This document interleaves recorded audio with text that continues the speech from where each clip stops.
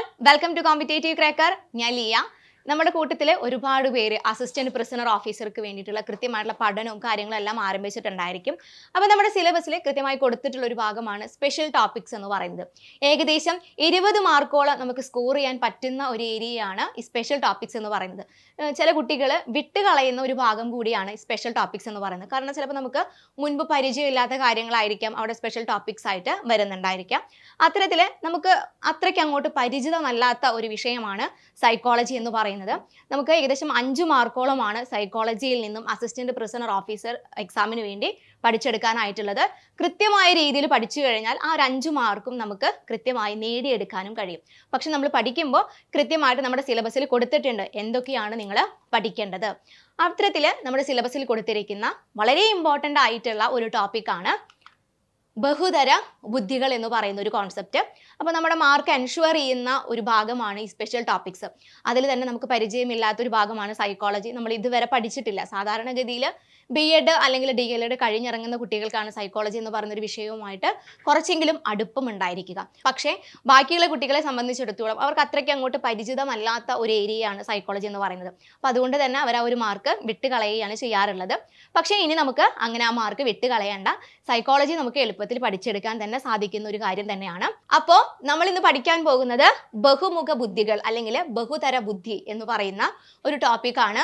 നമുക്കറിയാം നമ്മുടെ സിലബസിൽ കൃത്യമായി കൊടുത്തിട്ടുള്ള ഒരു ടോപ്പിക് തന്നെയാണ് ബഹുമുഖ ബുദ്ധികൾ എന്ന് പറയുന്നത്, അല്ലെങ്കിൽ മൾട്ടിപ്പിൾ ഇന്റലിജൻസ് തിയറി എന്ന് നമ്മൾ പറയും. ഹവാർഡ് ഗാർണർ ആണ് ഈ ഒരു തിയറി മുന്നോട്ട് വെച്ചിരിക്കുന്നത്. ഹവാർഡ് ഗാർണർ നമ്മളെ സംബന്ധിച്ചിടത്തോളം നമുക്ക് ഓരോ പോയിന്റും അല്ലെങ്കിൽ നമുക്ക് ഓരോ മാർക്കും അത്ര വിലപ്പെട്ടതാണ്. അതുകൊണ്ട് തന്നെ നമ്മൾ ഓരോ തിയറിയും പഠിക്കുമ്പോഴും അതിന് ഡെപ്ത് ആയിട്ട് തന്നെ പഠിക്കാനായിട്ട് നമ്മൾ മാക്സിമം നോക്കണം. ഇപ്പോൾ ബഹുമുഖ ബുദ്ധി നമ്മൾ പറഞ്ഞു, ഹവാർഡ് ഗാർണർ ആണ് ആ ഒരു കോൺസെപ്റ്റ് കൊണ്ടുവന്നിരിക്കുന്നത്. 1983 മനസ്സിന്റെ ചട്ടക്കൂടുകൾ എന്ന് പറയുന്ന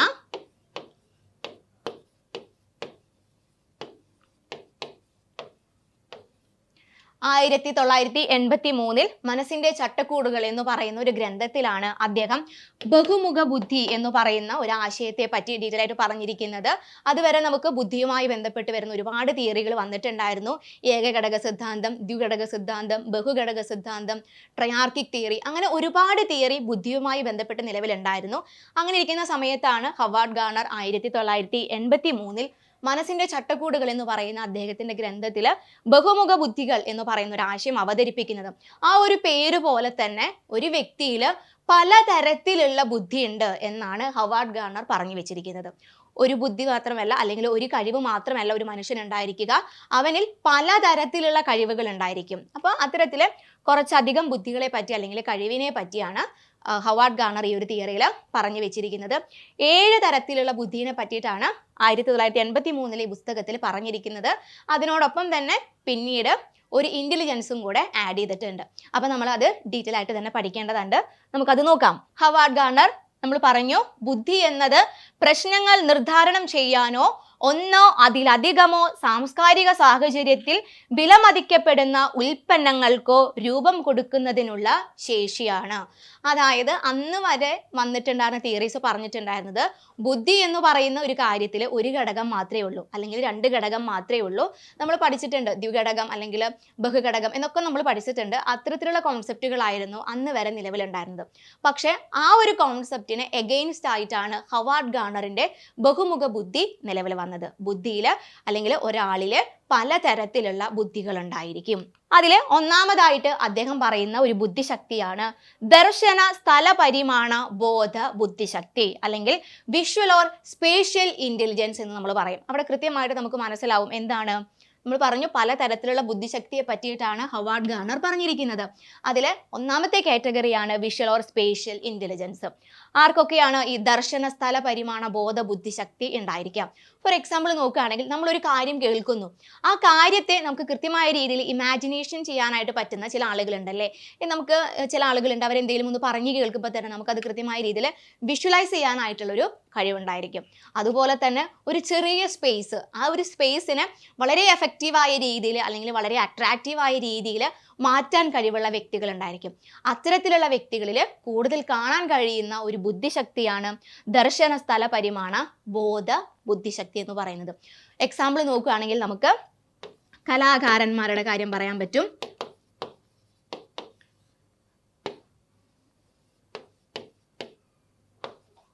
ആർട്ട് ഡയറക്ടേഴ്സ്, അതുപോലെ തന്നെ നമുക്ക് പറയാൻ പറ്റുന്ന മറ്റൊരു വിഭാഗമാണ് ഇന്റീരിയർ ഡിസൈനേഴ്സ്. നമ്മൾ പറയും അല്ലേ, നമ്മുടെ വീടെല്ലാം സുന്ദരമാക്കുന്ന ഒരു വിഭാഗമാണ് ഇന്റീരിയർ ഡിസൈനേഴ്സ് എന്ന് പറയുന്നത്. ചിലപ്പോൾ നമുക്ക് അത്രയ്ക്ക് അങ്ങോട്ട് കഴിവുണ്ടായിരിക്കില്ല, ഒരു ചെറിയ റൂം അതിനെങ്ങനെ എഫക്റ്റീവായ രീതിയിൽ മാറ്റാം എന്ന് ചിലപ്പോൾ നമുക്ക് അറിയുന്നുണ്ടായിരിക്കില്ല. പക്ഷേ ഈ ഒരു കഴിവുള്ള ആളുകൾക്ക് ആ ഒരു ചെറിയ സ്പേസിനെ വളരെ അട്രാക്റ്റീവായ രീതിയിലേക്ക് മാറ്റാൻ കഴിവുള്ളവരുണ്ടായിരിക്കും. അപ്പോൾ അത്തരത്തിലുള്ള ആളുകൾക്കാണ് ദർശന സ്ഥല പരിമാണ ബോധ ബുദ്ധിശക്തി അല്ലെങ്കിൽ വിഷ്വൽ ഓർ സ്പേഷ്യൽ ഇന്റലിജൻസ് കൂടുതലായിട്ടും ഉണ്ടാവുന്നത്. ഇനി നമുക്ക് നെക്സ്റ്റ് ഏതാണെന്ന് നോക്കാം. വാചിക ഭാഷാപര ബുദ്ധിശക്തി. രണ്ടാമതായിട്ട് ഹവാർഡ് ഗാർണർ പറഞ്ഞു വെച്ചിരിക്കുന്ന ഇന്റലിജൻസ് ആണ് വെർബൽ ഓർ ലിംഗ്വിസ്റ്റിക് ഇന്റലിജൻസ്. അതായത് ഭാഷയെ എഫക്റ്റീവായ രീതിയിൽ അല്ലെങ്കിൽ നല്ല രീതിയിൽ ഉപയോഗിക്കാൻ കഴിവുള്ള ആളുകൾ. ആ ആളുകളിൽ കൂടുതലായി നിറഞ്ഞു നിൽക്കുന്ന ബുദ്ധിശക്തിയാണ് വാചിക ഭാഷാപര ബുദ്ധിശക്തി. ഭാഷയെ നല്ല രീതിയിൽ ഉപയോഗിക്കുക, നല്ല രീതിയിൽ പ്രസംഗങ്ങൾ നടത്തുക, ആ പ്രസംഗത്തിലൂടെ എന്ത് ചെയ്യാം, ആളുകളെ കയ്യിലെടുക്കുക. അങ്ങനെ കഴിവുള്ള ആളുകൾ നമ്മുടെ കൂട്ടത്തിൽ ഉണ്ടായിരിക്കും. ഫോർ എക്സാമ്പിൾ നോക്കുകയാണെങ്കിൽ അഡ്വക്കേറ്റ്സ്, ടീച്ചേഴ്സ്, റൈറ്റേഴ്സ്, ഇവർക്കെല്ലാം തന്നെ എന്താണ്, ഭാഷയെ എഫക്റ്റീവായ രീതിയിൽ യൂട്ടിലൈസ് ചെയ്യാനായിട്ടുള്ള ഒരു കഴിവുണ്ട്. അതുകൊണ്ട് തന്നെ അവർക്ക് ഏത് തരത്തിലുള്ള ബുദ്ധിശക്തി ആയിരിക്കും കൂടുതൽ ഉണ്ടായിരിക്കുക, ഈ വാചിക ഭാഷാപര ബുദ്ധിശക്തി ആയിരിക്കും. അവിടെ നിങ്ങളത് ഓർത്താൽ മതി. ആ ഒരു ടേം കേൾക്കുമ്പോൾ തന്നെ നമുക്ക് മനസ്സിലാവും കൂടുതലായിട്ടും ഈ ഒരു ഭാഗത്ത് നിന്ന് ഒരു അപ്ലിക്കേഷൻ ലെവലുള്ള ക്വസ്റ്റ്യൻസ് ഒക്കെ ആയിരിക്കും ചിലപ്പോൾ വരുന്നുണ്ടായിരിക്കുക. ഒരു സിറ്റുവേഷൻ തരുന്നു, ആ സിറ്റുവേഷൻ അനലൈസ് ചെയ്തുകൊണ്ട് ഏത് തരത്തിലുള്ള ബുദ്ധിശക്തിയെ പറ്റിയാണ് ഇവിടെ പരാമർശിക്കുന്നത് എന്ന രീതിയിലായിരിക്കും ക്വസ്റ്റ്യൻ വരാം. അപ്പോൾ നമ്മൾ കൃത്യമായിട്ട് പല തരത്തിലുള്ള ബുദ്ധിശക്തിയെക്കുറിച്ച് മനസ്സിലാക്കണം. എങ്കിൽ മാത്രമാണ് അപ്ലിക്കേഷൻ ലെവലുള്ള ക്വസ്റ്റ്യൻസ് വരുമ്പോൾ നമുക്ക് ആൻസറിലേക്ക് എത്താനായിട്ട് പറ്റുള്ളൂ. നമുക്ക് നെക്സ്റ്റ് കാറ്റഗറി ഏതാണെന്ന് നോക്കാം. യുക്തിചിന്തന ഗണിത ബുദ്ധിശക്തി. ഈ പറഞ്ഞതുപോലെ തന്നെ യുക്തിപരമായ രീതിയിൽ ചിന്തിക്കാൻ കഴിവുള്ള ആളുകൾ ഉണ്ടായിരിക്കും. അത്തരത്തിലുള്ള ആളുകളിലാണ് നമുക്ക് ലോജിക്കൽ ഓർ മാത്തമാറ്റിക്കൽ ഇന്റലിജൻസ് കൂടുതലായിട്ടും കാണാനായിട്ട് പറ്റുന്നത്. ശാസ്ത്രജ്ഞർ, എഞ്ചിനീയേഴ്സ്, അവരിലൊക്കെ കൂടുതൽ കാണാൻ കഴിയുന്ന ഒരു ബുദ്ധിശക്തിയാണ് ലോജിക്കൽ ഓർ മാത്തമാറ്റിക്കൽ ഇന്റലിജൻസ് എന്ന് പറയുന്നത്. ഏതൊരു കാര്യത്തെയും ലോജിക്കൽ സെൻസോട് കൂടി നോക്കി കാണാനായിട്ടുള്ള ഒരു കഴിവ് അവരിൽ കൂടുതലായിരിക്കും.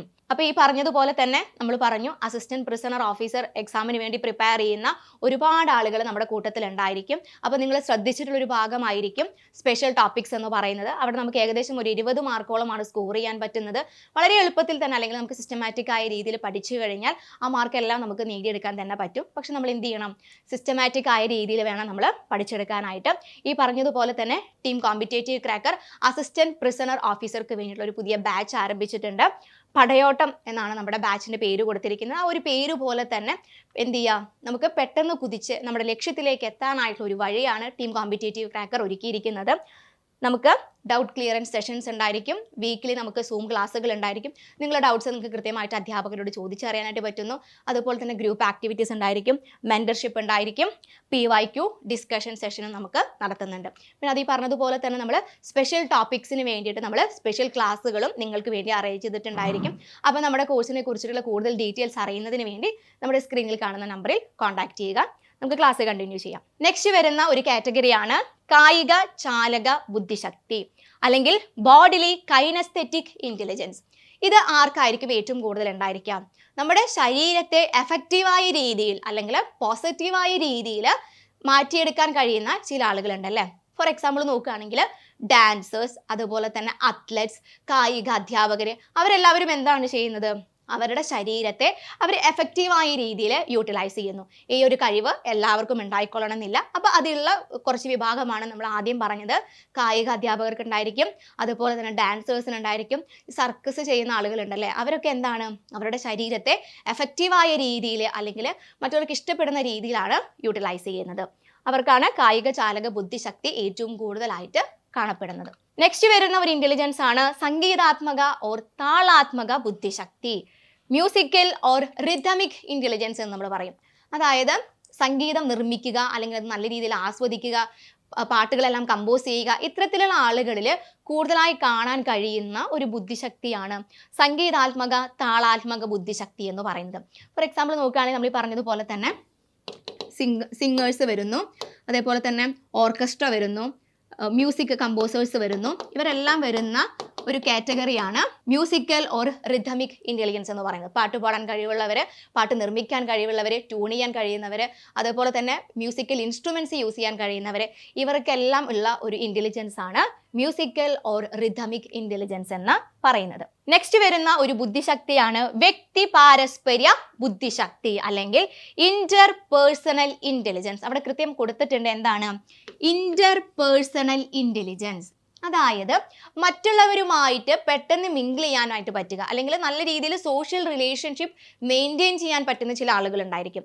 അത്തരത്തിലുള്ള ആളുകളിൽ നമുക്ക് ഏറ്റവും കൂടുതൽ കാണാൻ കഴിയുന്ന ഒരു ബുദ്ധിശക്തിയാണ് ഇന്റർ പേഴ്സണൽ ഇന്റലിജൻസ് അല്ലെങ്കിൽ വ്യക്തി പാരസ്പര്യ ബുദ്ധിശക്തി എന്ന് പറയുന്നത്. ഫോർ എക്സാമ്പിൾ നോക്കുകയാണെങ്കിൽ സെയിൽസ്മാൻ്റെ പ്രത്യേകത എന്താണ്?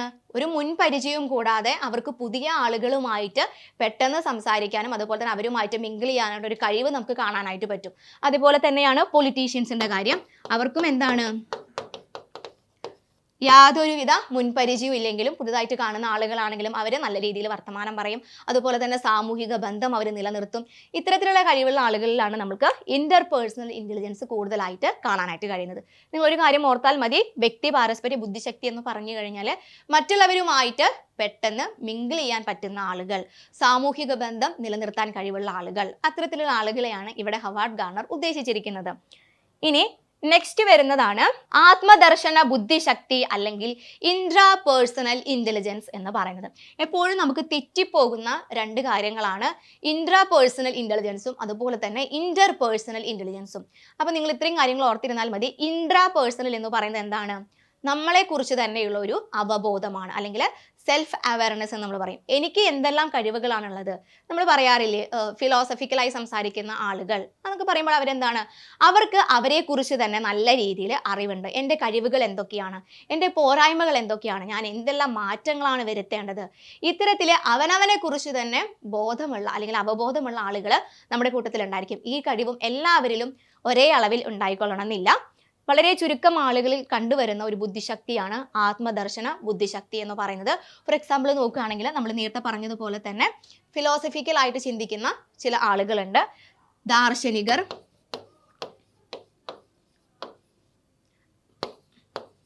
മതപ്രഭാഷകർ. ഇവരിലെല്ലാം നമുക്ക് കാണാൻ കഴിയുന്ന ഒരു ബുദ്ധിശക്തിയാണ് ആത്മദർശന ബുദ്ധിശക്തി എന്ന് പറയുന്നത്. അപ്പോൾ രണ്ടും തമ്മിൽ മാറിപ്പോവാനായിട്ടുള്ള സാധ്യതകൾ ഏറെയാണ്. അപ്പോൾ അതുകൊണ്ട് തന്നെ അവ രണ്ടും തമ്മിലുള്ള വ്യത്യാസം എന്താണ് എന്ന് നിങ്ങൾ കൃത്യമായ രീതിയിൽ മനസ്സിലാക്കണം. നെക്സ്റ്റ് നമുക്ക് നോക്കാനായിട്ടുള്ളതാണ് പ്രകൃതിബന്ധിത ബുദ്ധിശക്തി അല്ലെങ്കിൽ നാച്ചുറലിസ്റ്റിക് ഇന്റലിജൻസ് എന്ന് പറയുന്നത്. നമ്മൾ ആദ്യം ക്ലാസ്സിന്റെ തുടക്കത്തിൽ പറഞ്ഞിട്ടുണ്ടായിരുന്നു, 1983 ഫ്രെയിംസ് ഓഫ് മൈൻഡ് അല്ലെങ്കിൽ മനസ്സിന്റെ ചട്ടക്കൂട് എന്ന് പറയുന്ന ഒരു ഗ്രന്ഥത്തിൽ ഹവാർഡ് ഗാർണർ പറഞ്ഞു വെച്ചിരിക്കുന്നത് 7 തരത്തിലുള്ള ബുദ്ധിശക്തികളെ പറ്റിയിട്ടായിരുന്നു.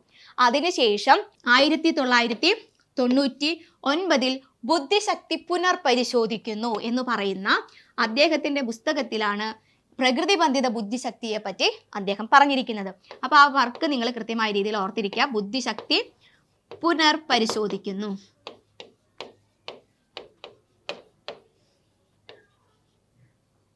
ഈ ഒരു ഇന്റലിജൻസ് മാത്രമാണ് 1999 ഹവാർഡ് ഗാർണർ കൊണ്ടുവന്നിട്ടുള്ളത്.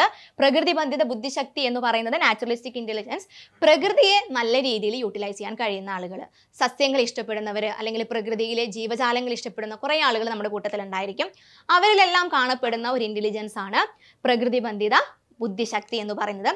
കർഷകരുണ്ട്, അതേപോലെ തന്നെ സസ്യഗവേഷകരുണ്ട്, അത്തരത്തിലുള്ള വിഭാഗം ആളുകളാണ് പ്രകൃതിബന്ധിത ബുദ്ധിശക്തിയിൽ വരുന്നത്. അതുപോലെ തന്നെ ഈ ഇന്റലിജൻസിനെ പറ്റി ഏത് വർക്കിലാണ് ഹവാർഡ് ഗാർണർ പരാമർശിച്ചിരിക്കുന്നത് എന്ന് ചോദിക്കുകയാണെങ്കിൽ നിങ്ങൾ ഓർത്തിരിക്കുക, 1999 പുറത്തിറങ്ങിയ ബുദ്ധിശക്തി പുനർപരിശോധിക്കുന്നു എന്ന് പറയുന്ന ഒരു ഗ്രന്ഥത്തിലാണ് ഹവാർഡ് ഗാർണർ ഈ ഒരു ആശയത്തെ പറ്റി പറഞ്ഞിരിക്കുന്നത്. വളരെ ഇമ്പോർട്ടൻ്റ് ആയിട്ടുള്ള ഒരു കാര്യമാണ്. 2 വർക്കും അദ്ദേഹത്തിൻ്റെ ഓർത്തിരിക്കണം. അതുപോലെ തന്നെ അവസാനം പറഞ്ഞ ബുദ്ധിശക്തി ഏത് ഗ്രന്ഥത്തിലാണ് പറഞ്ഞിരിക്കുന്നത്. അപ്പോൾ നമ്മൾ പറഞ്ഞു അസിസ്റ്റന്റ് പ്രിസണർ ഓഫീസർ എന്ന് പറയുന്ന ഒരു പോസ്റ്റിലേക്ക് വേണ്ടിയിട്ടുള്ള പഠനം കൃത്യമായ രീതിയിൽ നമ്മൾ ആരംഭിച്ചിട്ടുണ്ട്. അപ്പോൾ നമ്മൾ തീർച്ചയായും നമ്മുടെ ലക്ഷ്യത്തിലേക്ക് എത്തുക തന്നെ ചെയ്യണം. അതിനുവേണ്ടി നല്ല രീതിയിൽ നമ്മൾ പഠിക്കേണ്ടതുണ്ട്.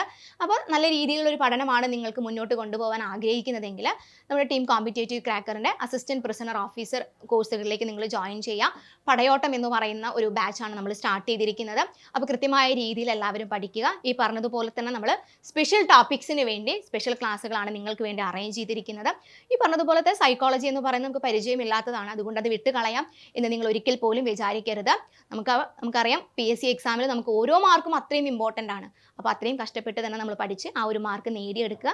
ഈ പറഞ്ഞ പോലെ സൈക്കോളജി അത്ര വലിയ ടഫുള്ള കാര്യമല്ല. പഠിച്ചെടുത്ത് കഴിഞ്ഞാൽ എളുപ്പം നമുക്ക് മാർക്ക് സ്കോർ ചെയ്യാനായിട്ട് പറ്റും. അപ്പോൾ ഇന്നത്തെ ക്ലാസ് എല്ലാവർക്കും ഇഷ്ടപ്പെട്ടു എന്ന് വിചാരിക്കുന്നു. നമുക്ക് നെക്സ്റ്റ് ക്ലാസ്സിൽ കാണാം. താങ്ക്